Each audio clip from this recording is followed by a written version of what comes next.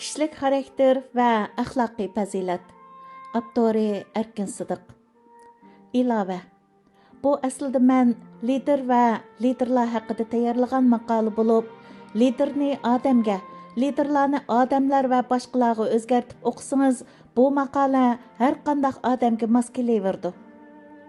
Kişilik xarakter deganimiz bir odamning axloqiy sifatiga, samimiy bo'lish va jur'atlik bo'lish qatorliq kishilik sifatiga qartilgan.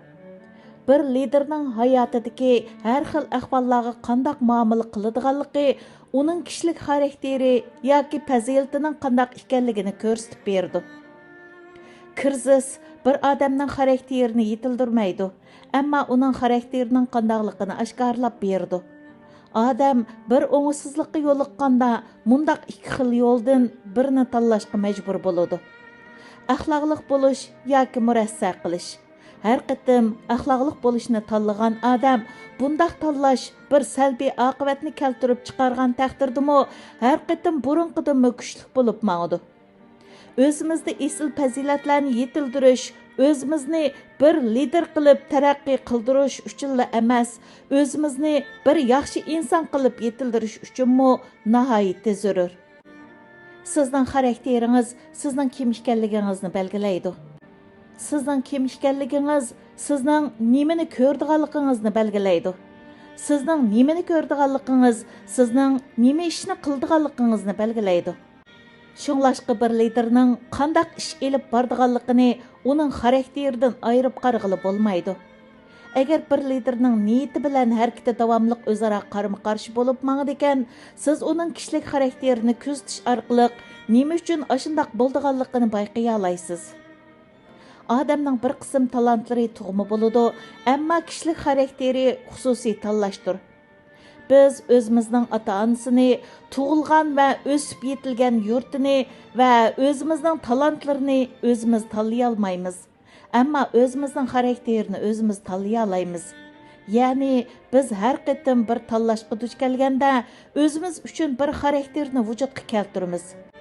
Bizning hayotimiz o'zimizning kishilik xarakterlarini yetildirish jarayoni bo'lib hisoblanadi.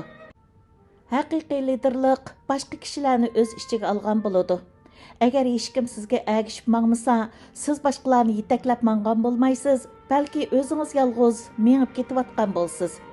Kishilar nachar xarakterlik yoki nachar axloqliq liderlarga ergashmaydi. Burun ergashgan bo'lsa-mu, uning xarakterining yoki axloqining nacharligini bayqagan aman uningga ergashishdan to'xtaydi.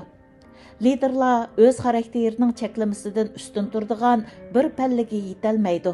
Ba'zi nihoyatda talantli kishilar ma'lum darajadagi muvaffaqiyatga erishib bo'libli vayron bo'lib ketadi. Bundaq bo'lishidagi halqiliq omil kishilik xarakteridir.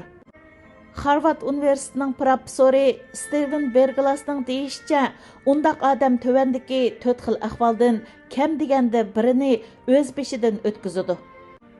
Hakavrlik qilish, intayin yolg'izlik his qilish, buzg'unchilik darajasida tavakkulchilik qilish va zina qilish. Bularning hammasi ojiz xarakterli kishilar to'laydigan ig'ir badal bo'lib hisoblanadi. Agar sizda yuqorqidek 4 xil ahvolning birisi ko'rilsa, cho'qim qilayotgan ishingizni to'xtatib, bir oz orom eling. Hamda o'zingiz uchun bir chora teping. Agar xarakterdagi ojizliklar o'z vaqtida o'zgartirilmaydi ekan, vaqtning o'tishiga ergishib, undaq ojizlik texmi ig'irlashib mangdi.